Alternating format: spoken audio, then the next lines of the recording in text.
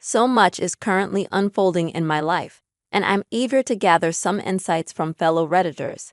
I'm a 31-year-old woman with a rather peculiar relationship with my sister Becky, who is 28, not her real name, of course.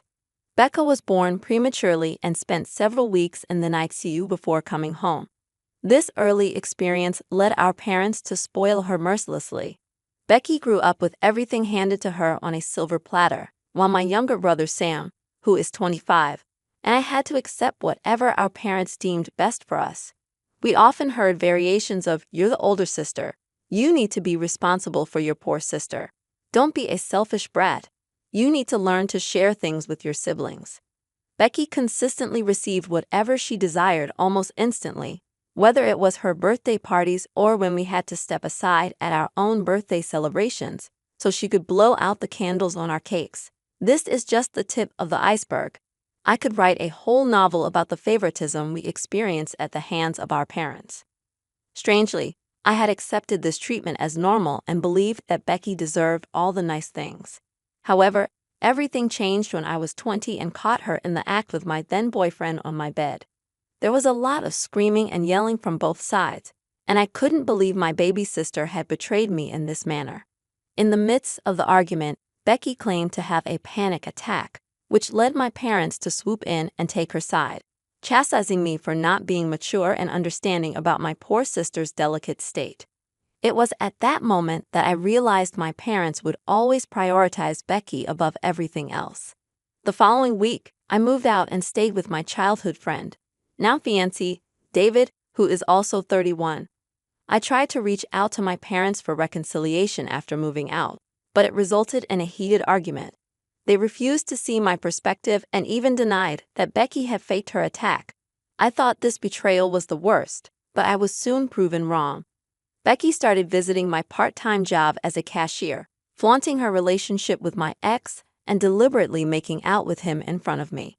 She paid no attention to the stink eyes and icy glares directed at them.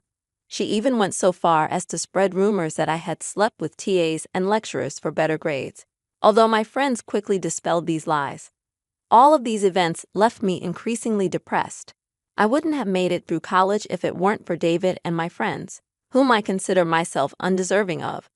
2 years ago, my father's sudden death prompted me to reach out to my mother, with whom I had been estranged since the incident with Becky.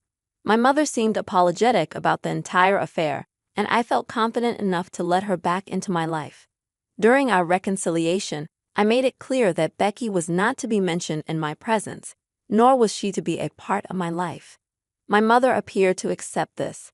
For the past year, I've been diligently planning my wedding, set to take place next month.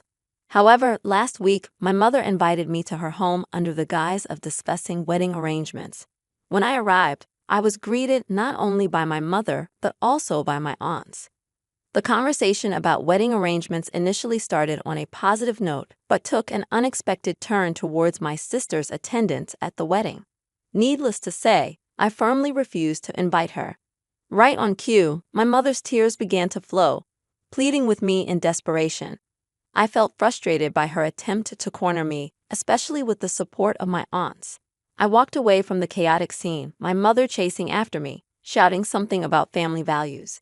Feeling exasperated, I discussed the entire situation with David, my brother, my in-laws, and my best friend. Going over all the details only reinforced the fact that my mother would always prioritize Becky, disregarding my emotions and feelings. Finally, yesterday, I decided to make one last call to my mother to inform her that her invitation had been revoked. Shortly after the call, my phone started ringing incessantly. Relatives called to label me as ungrateful and childish, questioning my actions. To those who inquired about my relationship with my brother, he had remained in touch with me throughout and distanced himself from our parents once he turned 18, the fallout with my sister being the last straw. Now, onto the actual update. As many of you speculated, my mother had twisted the story to her advantage, painting it as a fight over a guy that led to me storming out of the house. These lies crumbled when one of my aunts called my brother, criticizing him for supporting me. He set the record straight by narrating the entire ordeal, leaving a pin-drop silence on the other end. Moreover, He shared screenshots of some message exchanges between him and Becky during their fallout, clarifying the situation. My mother faced severe backlash from multiple family members for her deceit, and most of them are now on my side. Despite this, she still has a few supporters, but they have been blocked from communicating with my brother and me. What should have been a joyous time in my life has turned into a chaotic spectacle. I can only hope that this will be the final update. Interestingly, today took an unexpected turn when I spotted my mother's car near my home. As I approached, my best friend decided to talk to her and convince her to stay away from me. As I sat hidden in my car, away from my mother's sight, my best friend approached her. It felt like an eternity, but after about 45 minutes, she messaged me that it was safe to come inside. Once settled in the house, my friend recounted her conversation with my mother. It appeared that my sister had faced some difficult situations in college due to her arrogant demeanor. The most significant of these was my ex cheating on her with another girl, leaving her heartbroken and with an STD. The news of her contracting the STD quickly spread among her friends and acquaintances, leading to resentment and hostility from many. Feeling alienated, Becky transferred to a new college far from home. She sought counseling there, which wasn't an option before, given my parents' resistance to the idea. According to my mother, Becky had cut off contact with her after our father's death.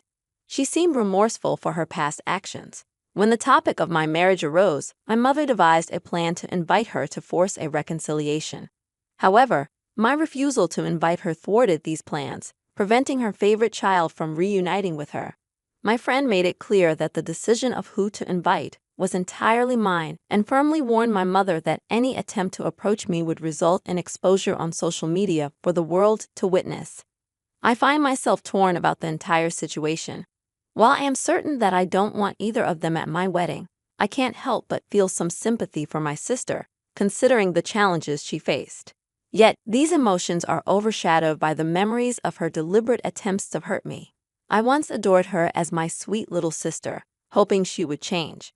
However, the day I learned about the rumors she spread, I was utterly crushed and inconsolable. It was David who encouraged me to seek counseling and later therapy. Without his and my friend's unwavering support, I might have been an emotional wreck. I sincerely hope that Becky can work on her issues with her therapist and undergo a transformation, becoming a better person in the process, perhaps in the future. I am open to the possibility of reconciling with my sister, but at this moment, I am far from ready to meet her. As many of you suggested, we had a meeting scheduled with the vendors and the wedding planner. We've taken steps to ensure security during the wedding and the reception. You've made the right decision by not giving in to your mother's demands. She clearly attempted to manipulate the situation in her favor, putting you in a difficult spot in front of your aunts. It might be helpful to check out the subreddit r/raised_narcissists. To address another issue, I really enjoy wearing scarves in my hair. However, my boyfriend isn't the type to give gifts. It was surprising when he unexpectedly showed up at my place with a scarf. Although it had some stains, it was beautiful. I washed it, and it quickly became my favorite. A few days later, when I went to his parents' place to discuss our wedding, his sister became fixated on the scarf. Suddenly, she approached me and tried to pull it off, accusing me of stealing it from her. I was shocked and confused, explaining that my boyfriend had given it to me, but she wouldn't listen, calling me a liar and even mentioning old nail polish stains on it that she had dropped. I took off the scarf, threw it at her, and left before my boyfriend joined us. When he later asked where I was, I told him I had gone home. When he returned, we had a major argument. In the original post, I didn't provide some necessary information. He confessed that the scarf had belonged to his mom, who had given it to his sister years ago. She hadn't even worn it, and he found it in the storeroom, thinking of giving it to me instead of it going to waste. Now, I think it's important for your boyfriend to understand that if he wants to give you a gift, he should buy it rather than taking something without permission. Technically, you unknowingly received stolen property due to his actions. While the scarf might not hold significant monetary value, the situation left you feeling utterly humiliated. This happened to me, but with a necklace. X gave me a lovely necklace, and I wore it. Some friends saw it and said it looked like the one she had, We checked, and it turned out to be hers. The catch on the chain was slightly loose, just as she described. After examining it further, there was no doubt it was her necklace. The person who had given it to me had borrowed it from her a week prior, and he had then given it to me. We were both incredibly angry. He became an ex, and thankfully, she got her property back. Your sister-in-law could have discussed this with you before accusing you outright. Most people don't wear stolen items in front of their owners, and there could have been another explanation, especially if you hadn't been in her room or had no access to her belongings. Her reaction was over the top, and she was clearly angry. However, your soon-to-be ex-boyfriend put you both in a terrible situation. He stole from her, gave it to you, and let you walk around wearing the scarf without ever mentioning where he got it. That's messed up. He's either oblivious to how bad it looks, or he's calculating. You should seriously reconsider being with someone like that. You deserve better than a stolen, stained scarf. I'm a 16-year-old male with an older sister who is 20. She moved out for university 2 years ago, and our relationship was fine until about a month ago when she suddenly went no contact with us. Some background information is important here. Her relationship with our parents has always been messy, with frequent arguments and drama. She saw me as someone she could trust and shared things about our parents with me. Our parents insisted on the importance of education and made it clear that dropping out or getting low marks was a shame on them. They would frequently argue with each other and involve me in their arguments, not hesitating to bring up each other's past. They argued about everything from cheating to paying for her tuition and rent, among other things. Returning to the main topic, her 20th birthday was approaching, and we wanted to pay her a surprise visit. The problem was that we didn't know her address. She had moved to a new apartment, which sparked a major argument between my mom and dad. My mom blamed my dad for not taking her and dropping her off when she moved. This argument initiated everything. In summary, we tried to contact her through calls and emails, but my dad ended up going to the police to investigate, which led to finding out that she had dropped out and was in hiding. She had told me more about it, as she trusted me more than our parents. This is where I might have made a mistake. Later, while my parents and I were in the living room, they began arguing, and one of the main points was the fact that my sister had left us without notice. They were discussing possible reasons for her actions at this point. I was absolutely furious with my parents for their delusional behavior, so I blurted out something along the lines of, "Yeah, you guys scared her. You pressured her and created damn scenarios in her head. No wonder she doesn't like you.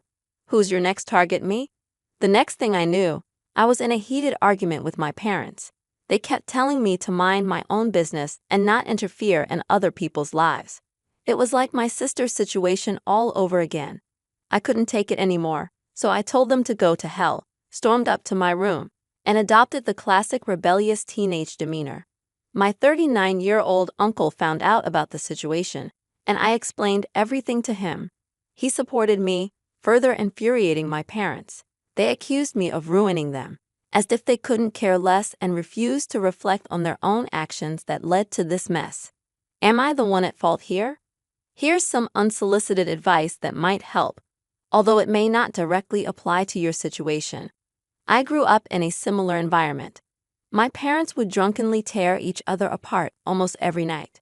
Sometimes I'd intervene to stop them. Other times I'd shout from the stairs, but nothing worked. At 18, before leaving for university, I confronted my dad and asked how long he thought they'd last.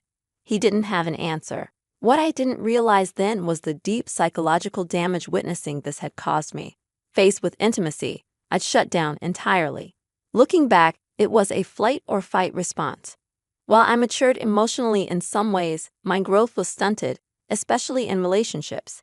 I never received therapy, and I regret not considering it. I managed to work through it on my own, but therapy would have been incredibly helpful. If possible, talking to someone about your experiences could be beneficial. Good luck. Well, look at the consequences of their actions. I'm sorry, OP, I'm not sure of a solution. Technically, you're stuck with them for a bit longer, depending on your situation. Perhaps you can consider living with your uncle if that's an option. I don't have specific advice for your situation, But I don't blame you for speaking your mind and telling them the truth.